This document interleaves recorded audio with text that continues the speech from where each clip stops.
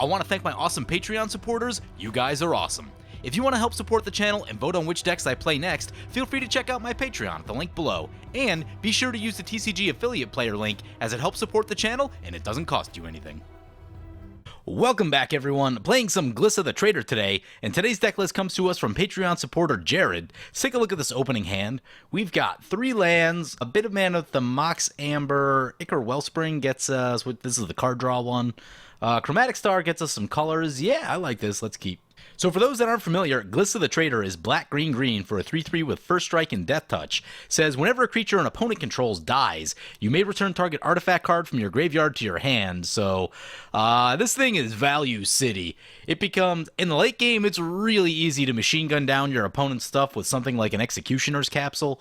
Just a really cool value commander. No Mindslaver in this particular deck list, which is nice because it doesn't force me into that decision of having to think about whether I'm going to Mindslaver someone or whether I'm going to search for a Mindslaver off of a tutor or something like that. Mindslaver just feels awful, and even the handful of times that I've cast it on someone, I feel bad doing it. So Mindslaver is... ugh. Makes you feel a little sick to your stomach, so glad it's not in this deck list. We won't be forced to make that decision today. We do have this Torment of Hailfire as a win condition, and other than that, it looked like it was more so just like outvalue your opponents for the win. I didn't see anything that looked like it was truly a combo. There is a Quark Clan Ironworks in there. I don't know exactly everything that can get up to. I haven't really played Glissa the Traitor before, but I have seen it a handful of times, but not recently. It's been a while since I've actually seen one, so... Anyway, opponent plays a turn 1 Lotus Petal, passes to us. We've got an Ancient Tomb. That's interesting. I say we play the Ancient Tomb, use the Ancient Tomb, get the Ichor Wellspring. Ooh, we draw a Noxious Gearhulk. That's pretty good. And we'll pass like that. I will have to be careful with this Ancient Tomb. This is the type of card that gets me killed. If I play an Ancient Tomb on turn 1 and tap it every turn for 10 turns, I lose a lot of life. Holding back the Mox Amber for right now. Opponents don't need to know we have it just yet. Taking a look at what our opponents are playing today. First up, we have Champion of Thune piloting the Dragon, a deck we've seen a few times before, and I do like this deck because it does have a decent amount of removal in it. We might be a little bit soft to creatures that are black, although I think, yeah, Noxious Gearhulk can hit anything, which is nice, so that's a good thing to keep in mind. But the second you run out of removal for the Dragon, the dragons will kill you, so we do need to be careful of that. Next up, we have Kiamalik 2 piloting Freyalise Llanowar's Fury, and this is going to be an Elf Tribal deck, and this is based on something, we started a game briefly right before this one, and someone had to drop out real quick, so got a very brief look at about 2 to 3 turns worth of everyone's deck. Saw a Herald's Horn in their deck, and so, yeah, it tells me it's probably going to be an Elf Tribal deck, and Freyalise, pretty sweet little card, and one that I'm actually trying out in my Captain Sisay deck because of the repeatable artifact and enchantment removal, and that repeatable removal could be pretty good against us, or at least annoying, in the sense that it could keep us from doing exactly the things we want to do, and then we'll have to make sure Glissa stays in play just to get our stuff back, so it's a thing to watch out for. With all that, that brings it to our second turn. There's a Mind Stone. I think we need to get some colored mana into play, so let's grab this Forest. Then let's... guess we go Mind Stone, Mox Amber, Chromatic Star, and then get crushed by a card called Meltdown. Hopefully none of our opponents have that. It tends to only really be good in like a CEDH setting where people are playing a lot of these 0 and 1 mana artifacts. You'd use something probably a little bit more reserved like a Vandal Blast outside of that scenario, but against decks that are running just all of the mana rocks, Meltdown is so unbelievably good. And finishing up on our opponents, finally we have Archangel 227 piloting Chandra, Fire of Kaladesh. I never know exactly what a Chandra's doing, but it's usually going to be some sort of burn, maybe Planeswalker burn, maybe a Planeswalker tribal kind of thing. Either way you look at it, though, you're probably looking at a lot of direct damage, so we'll need to be careful of that. Might be tough to keep our creatures in play as a result. Opponent's going to play a Jiraga Warcaller. It's kicked 1 time. Comes in as a 2/2. And other elf creatures you control get +1/+1 for each +1 counter on Jiraga Warcaller. So yeah, looking like elf tribal to me. Here comes a Chandra Torch of Defiance. Yeah, it's a good one. So probably Chandra tribal. Gonna add a red. Yep. Here comes Chandra Fire of Kaladesh. Yeah. It's a pretty good turn. Ooh, opponent has a City of Traitors in play? There's one you don't see much of in Commander. Whenever you play another land, sacrifice City of Traitors, it adds 2 colorless mana, so it's like an Ancient Tomb, but without the life loss. However, you cannot play additional lands. Or you can, but at the cost of getting rid of City of Traitors. Anyway, that'll bring it back to our turn. There's a forest. I like the forest. I think we can get our commander in this turn. And that's a thing that we want to be doing. So let's... Yeah, I'm thinking use the Ancient Tomb. Cast Glissa. We'll filter through the Chromatic Star to make black mana. And then... Uh-oh. Whew! Almost messed that up. Oh my. Try this again. Cast Glissa, filter through the Chromatic Star, use the colorless mana this time, and now we need to pay green. So cast Glissa, get ourselves a card draw. There's a swamp. It's good news. Question right here, do we crack the Mind Stone? How much mana do we have? We have 4 mana in play. We'll be on 5 next turn. Mox Amber makes 6. That's enough for the Gear Hulk, which can get us back one of these other pieces. So I think we crack the Mind Stone right here. And there's a Grim Backwoods. Sounds good to me. And, yeah, we'll pass the turn. It's a pretty good turn 3, if you ask me.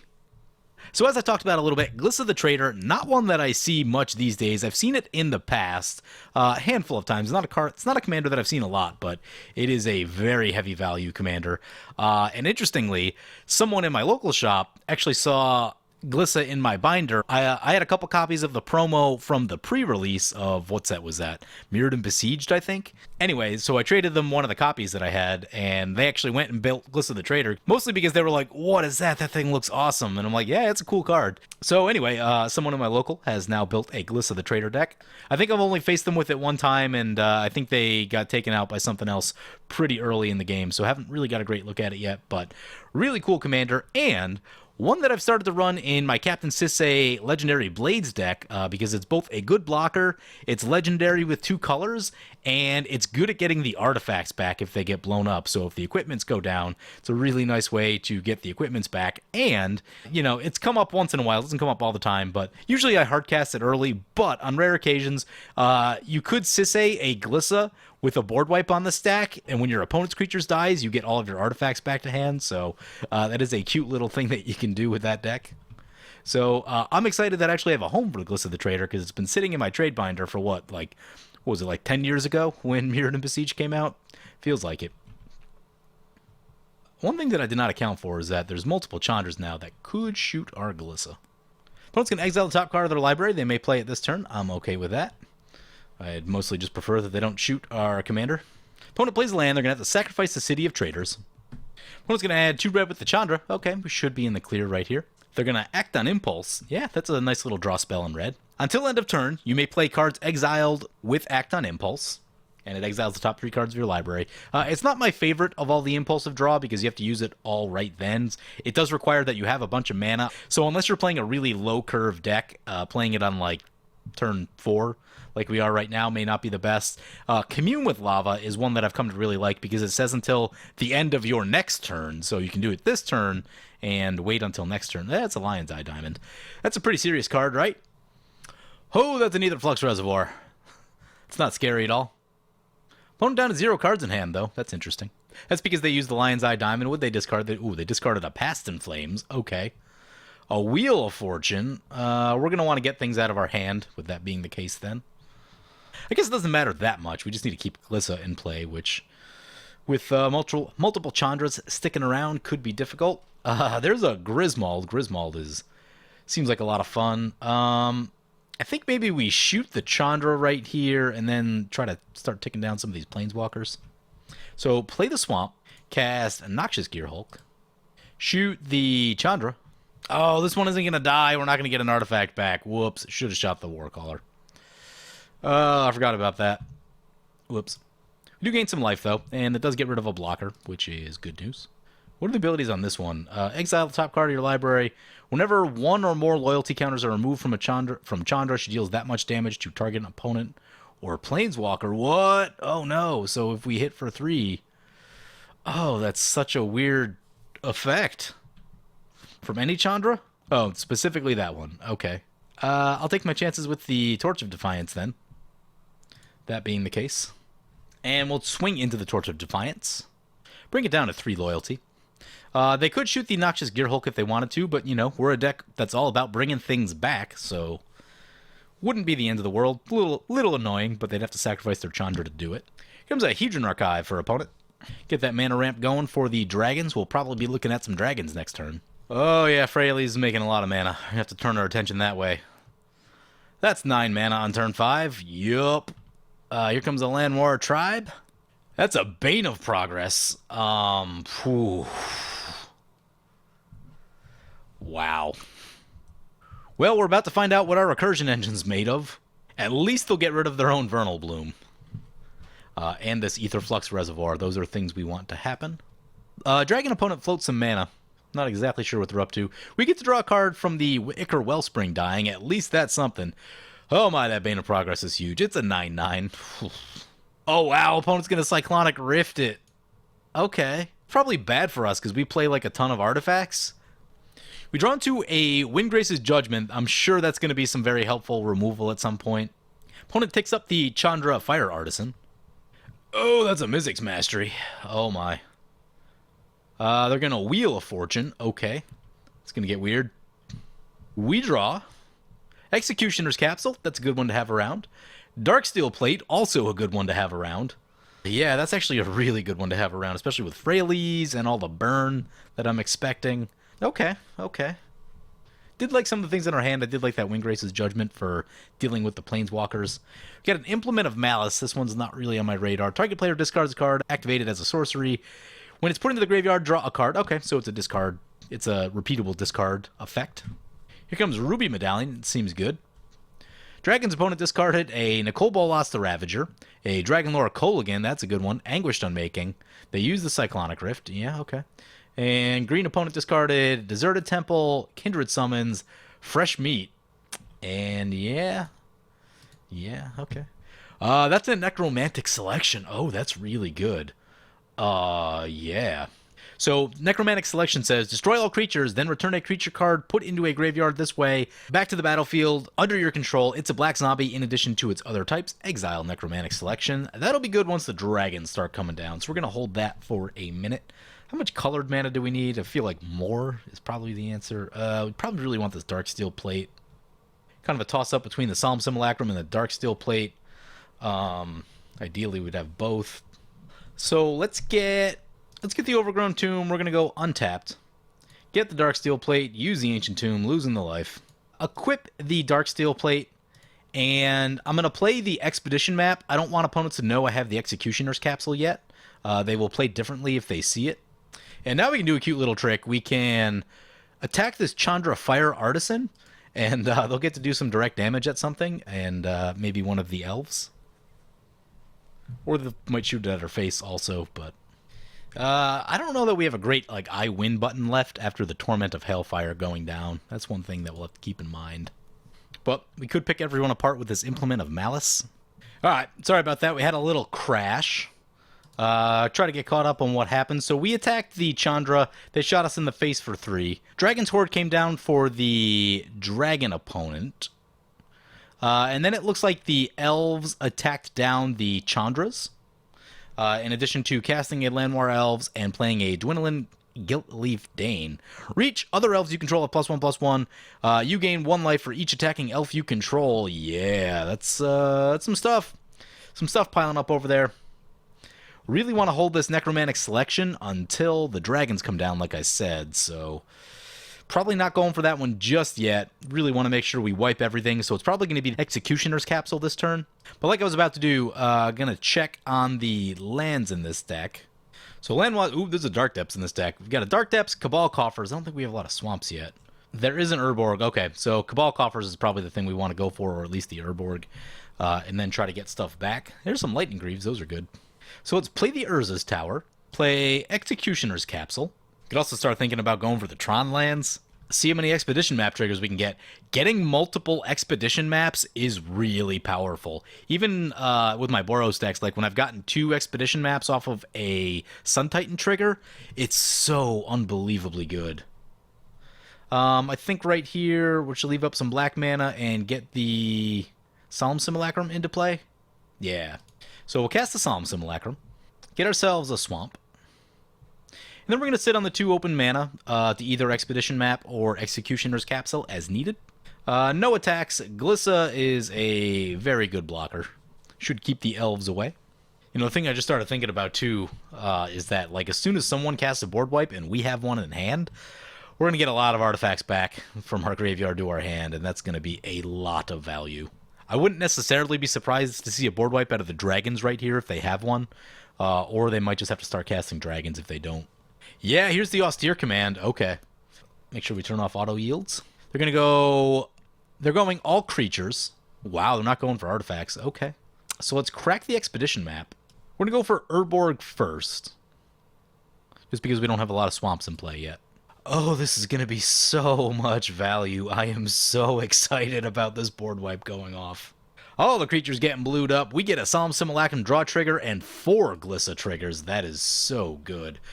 Get the Solemn Simulacrum back. Get the expedition map back. Get Ichor Wellspring draws a card. Mox Amber's fast mana. Let's get the Gear Hulk back. That's a good one to have around.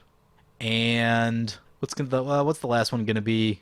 More mana is usually the answer, right? Actually, maybe we need some card draw. Let's get the Chromatic Star. Oh my, that is so unbelievably good. Yep, we'll draw with the Solemn Simulacrum. And then we will bring all of these lovely artifacts back to our hand. Oh yeah, we got some tools to work with now. Opponent said, well, Glissa is happy. Yes, we are. Yes, we are. Opponent says, I'll bring back your elves if you don't swing them at me. That's not good. I don't like that deal. Here comes Freyalise. It's going to make a 1/1 elf token. Yep. Plays a Findhorn Elves. Mana Crypt flip for our opponent. They lose the flip. Opponent's going to cast a Jaya Ballard. They're going to discard 3 cards and then draw that many cards. Sure. Oh, opponent's going to play a Biforce on our Executioner's Capsule and our Dragon's Horde. It does slow us down. I was planning to use the Executioner's Capsule to maybe shoot something and get something else back. So we'll have to get it back first before we do that. It's annoying. It's annoying. Deadly Tempest. Destroy all creatures. Each player loses life equal to the number of creatures they control that were destroyed this way. Oh, that's going to be so good once they start coughing down the elves. Let's play this Urborg. I really want the Solemn Simulacrum. I'm going to go how much mana do we need this turn? If we cast it without painting ourselves off the Ancient Tomb, that'll leave us with 3 open mana. That seems fine, actually. We're going to paint ourselves one more time. Don't love it, but we do have the Noxious Gear Hulk in hand. We can shoot some dragons as they start coming back. Play the Solemn Simulacrum. We go down to 23. Use the ability. How much green mana do we actually have? We've got 3 sources of green, a 4th in hand. We'll get another swamp. Just in case our board gets blown up, play the Expedition map. Play the Chromatic Star. And then we're going to sit on our open mana. Actually, we'll probably get the Executioner's Capsule back. I'm going to attack the Freyalise right here. And in all likelihood, they will block with an elf. So attack Freyalise. Wow, they go no blocks. They just take the damage. All right, all right. And we'll pass like that. We'll leave up mana up for the Expedition map and the Chromatic Star.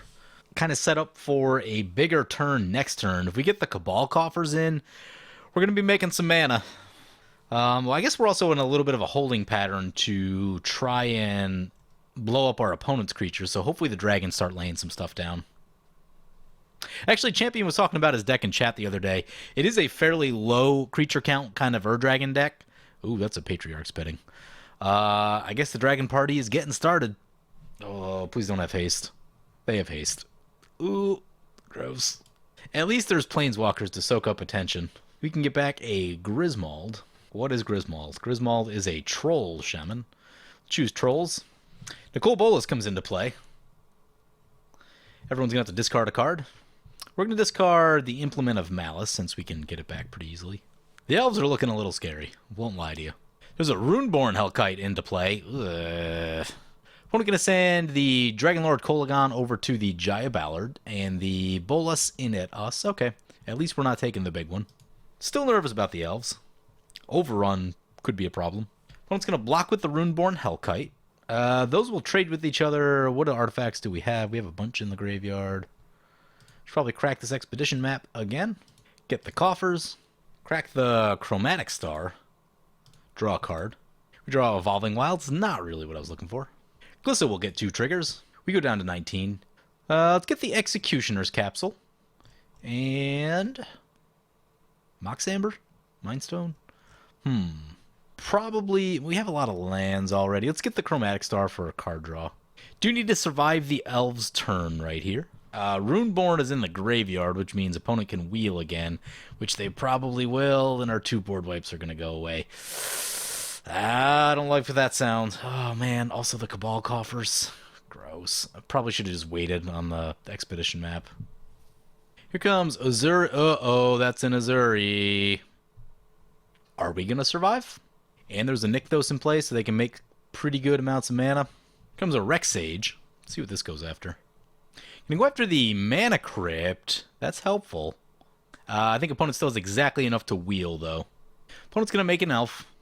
And opponent's going to pump the elves. Ugh. Wow.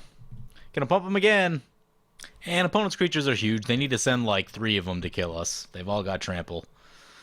Ugh. Opponent going on the attack. I think we're going to survive at low life. Maybe not. We survived at 7. Opponent survived at 11, which I don't love because that wheel's probably coming now. There's a Broken Bond. Opponent's going to Past in Flames. Sure, this is bad. They're going to activate Jaya Ballard, get 3 red mana for spells. Opponent's going to Wild Guess. Mox Amber. They're going to go for the Volcanic Awakening. Oh, they could. Gamble. Risky with 1 card in hand. And opponent appears to have fizzled. We untap, and with our hand intact. That's a lot of things that I was not expecting to happen, so that is huge. Play this Cabal Coffers. What are we even doing this turn? We need to keep an eye on everything in our graveyard. Gaining life would be ideal. Or winning the game. I don't think we have any sort of way to win the game. Deadly Tempest is tempting to make opponent lose a lot of life, but Necromantic Selection is probably the better choice. And I'm thinking about going Noxious Gearhulk first to gain some life. What is it? It's equal to the toughness of the creature. Bolus is the highest. Dwynnin is decent. So I don't think we're doing anything green this turn. We can use most of the green mana, I think. Activate the coffers. That's 10 black mana. This is an elf? That's an elf. Thinking about getting Dwynnin back for the life gain. Use the Gearhulk. But Bolus is so good too. Shoot Bolus. Use the ability. Back up to 11. Glissa will trigger. Get back. Get the Mox Amber. Just make sure we don't run out of mana this turn. Cast the Mox Amber. Play Necromantic Selection. Get so many Glissa triggers. Oh my, that's a lot of stuff. We get to put a creature back into play. We can go Noxious Gearhulk. I think I'm going for the Dwynnin right here because I really like the life gain. Get back like all of our artifacts. This will probably make us a target at the table. So we get all this stuff back. Let's get these boots into play. Gonna paint ourselves with the Ancient Tomb. Equip the Dwynnin. And right now I'm just gonna try to get stuff into play. Let's get the Executioner's Capsule. I guess the Mind Stone makes more mana, so let's get that. I'm going to leave one of the black open for the Executioner's Capsule just in case. Do some attacking.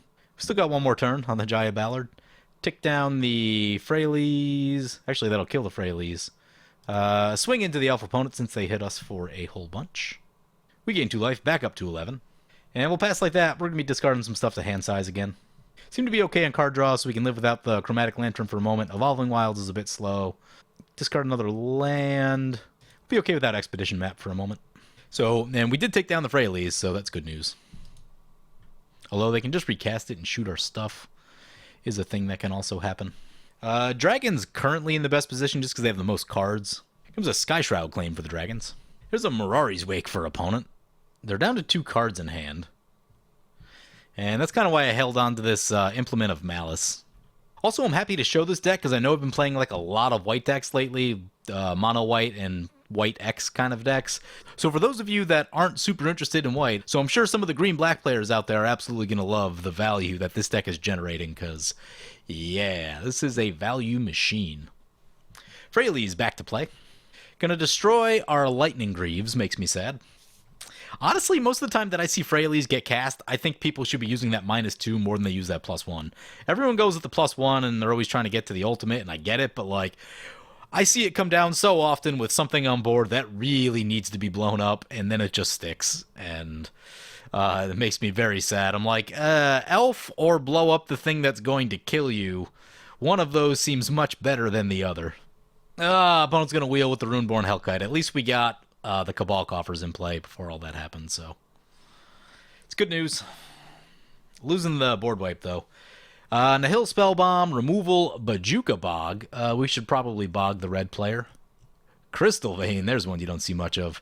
Crux of Fate, more removal. Treasure Keeper, seems good. When it dies, reveal cards from the top of your library until you reveal a non-land, CMC 3 or less. Cast that card without paying its mana cost, put all revealed cards on the bottom. So ideally, we'd have like a sack outlet.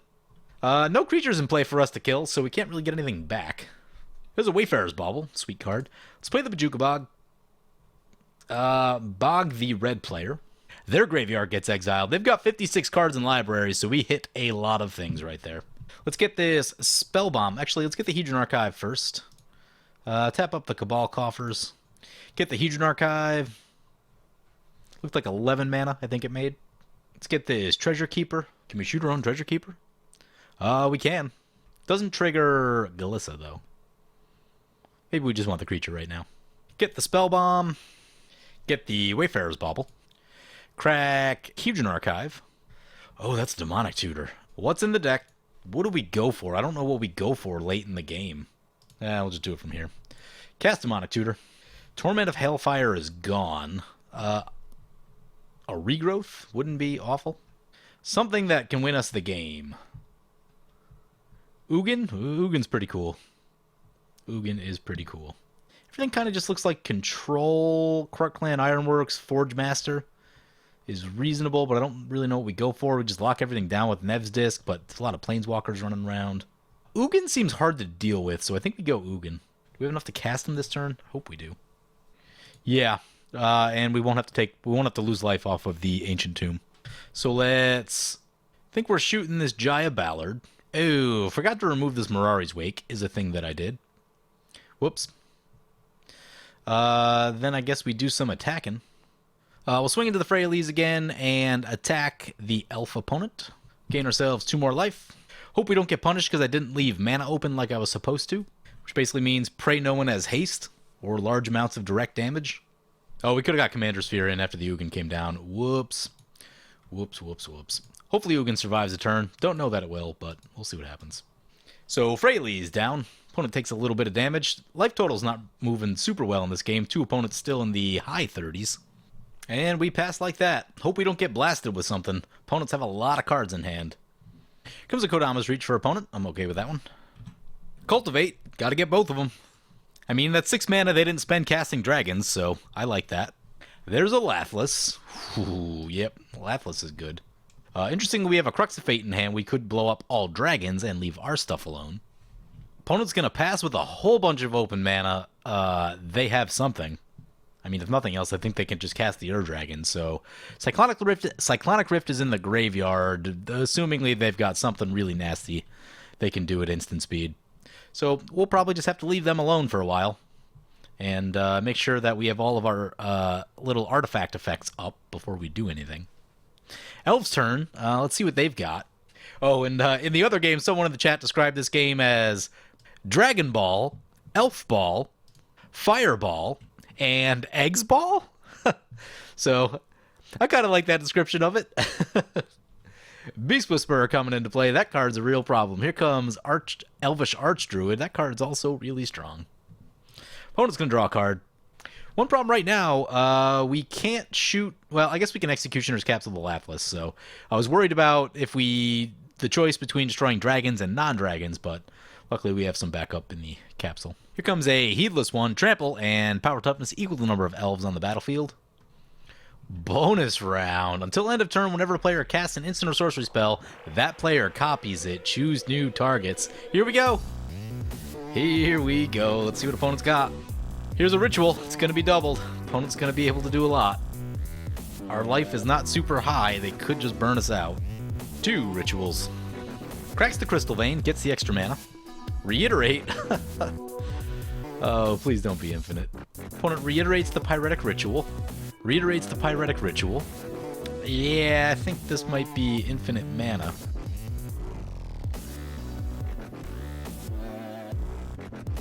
Oh, it's the Ruby Medallion that makes it go infinite, so I don't think that goes infinite on its own, naturally. because it's copied, you have a Pyretic Ritual, you would cast it, get a copy with Reiterate, buy it back, which costs 6 total, and that would make you 6 mana with both copies, so you'd stay neutral, but the Ruby Medallion means he makes 1 every time. Opponent says he has to wheel his hand before he can do anything. Yeah, this isn't good. So while opponent's doing this, I'll walk you through what I'm planning to do on our turn if we get one. They still have to find the win, but it sounds like they have a wheel in hand. My plan is to use Executioner's Capsule, shoot one of the 3 creatures that we need to get rid of, which is going to be the Beast Whisperer, the Laughless, potentially the Heedless one. Probably going to start with the Beast Whisperer. So Executioner's Capsule on that. Get back the Noxious Gear Hulk, shoot the Laughless, gain life for that. When that happens, that'll get back the Executioner's Capsule. We'll get that back and probably shoot one of these other elves. At that point, maybe just the elf, the Archdruid, or leave it in play and sit on it, make sure we don't die to stuff. Which is going to be a cool little sequence if we ever get to do it, but I don't know that it's actually going to happen.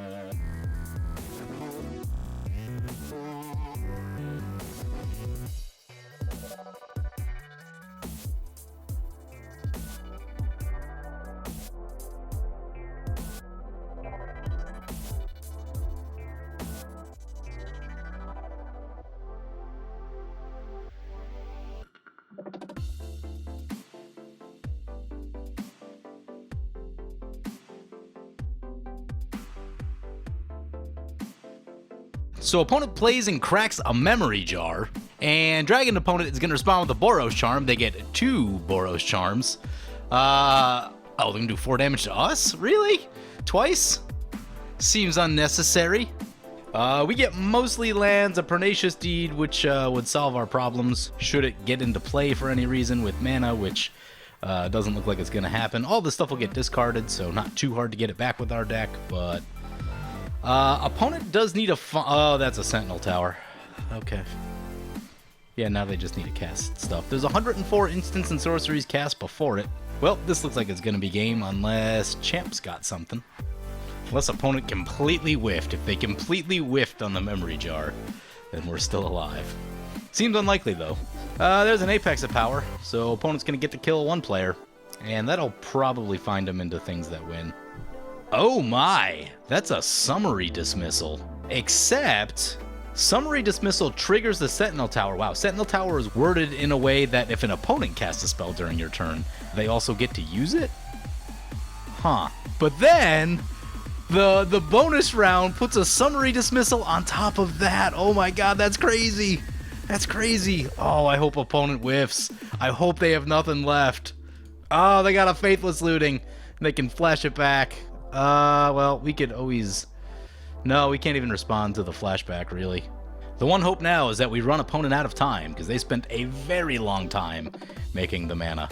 Champ goes down, goes to -71. Yup. Sure, we're not too far away. Opponent's gonna play, Pirate's Pillage. It's gonna trigger the Sentinel Tower again, it's gonna trigger the bonus round again, trigger another Pirate's Pillage. It just seems really unlikely that they won't have another spell. Well, we're gonna Nihil Spellbomb before this spell resolves, just to get rid of the Faithless Looting. Also put a few more triggers on the stack for opponent. Nope, and there's a Desperate Ritual. Yep. Down we go. Gets us with the Sentinel Tower. There's few things I hate more than losing to combo. Especially since, like, we took out their stuff. Like, we didn't leave them with that much. Basically just the cost reduction. So taking a look at our deck, I actually like the way this deck performed. The control elements were really good. The value bits were really good in this deck. I liked all of that. We got tangled up with the wheels a little bit, which like theoretically shouldn't be that bad for this deck, but it's more so the fact that like you can't plan what you're doing on your next turn when you get wheeled, and it makes things get weird. And for sure we probably could have left some mana open somewhere along the way, and that may have changed things a little bit, but like we had a broken bond at one point, and I was really thinking about using that on a bunch of things, and you know, if that gets cast, that might change things a little bit, especially if we hit like the cost reducer. You know, that's the sort of stuff that can matter over a game. Otherwise, the one thing I noticed with the deck, it didn't seem like there was another good closer other than this Torment of Hailfire. Once this Torment of Hailfire got wheeled, I wasn't seeing any other quick ways to close out the game. And maybe there's a combo in here that I'm missing because I don't play green-black artifacts like ever. It's not a thing that I do. So unless there's a combo that I'm missing, it doesn't look like there's a super fast way to actually win. Because right there we had so much mana, we could do any number of things, and I think it's a matter of just having a way to close the game out, or the other thing that I felt like maybe we were missing is a Praetor's Council or a Season's Pass or even just a Regrowth. Some way to get that Torment of Hailfire back once it's in the graveyard, because it seemed like once it was there, there wasn't much we could do about it, and that was feeling a bit painful. What's this Trading Post do? Yeah, so the Trading Post can't get spells back either. So yeah, I think some way to get your non-artifacts back from the graveyard might be a good idea.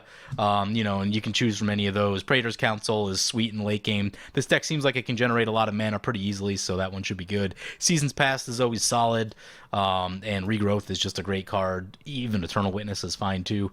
It's just something to be able to get the Torment of Hailfire back, because it doesn't seem like there's really another closer that I was seeing. So that's probably the one thing that I would do, but otherwise I thought the deck played really well.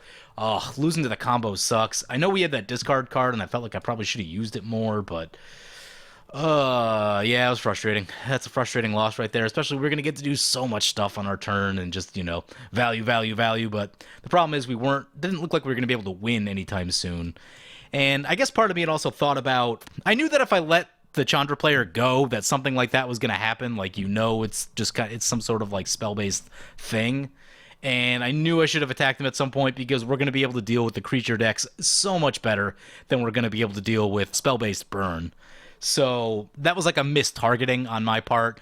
We had the chance. We should have just taken them down when they were at 11, because, you know, with a deck like that, you give them a chance to get back in it, and they get back in it. So that was frustrating. The other thing, too, is maybe a card like Disciple of the Vault, something like that, you know, gets that life drain going for when artifacts go down, could be interesting. But really, we're talking about just another way to close the game out, get opponents' life totals moving, because for as much as we were controlling the board, it still looked like it was going to be a very long time before we could actually win. So anyway, yeah, hope you guys enjoyed the video. As always, feel free to comment, like, or subscribe. Thank you for watching.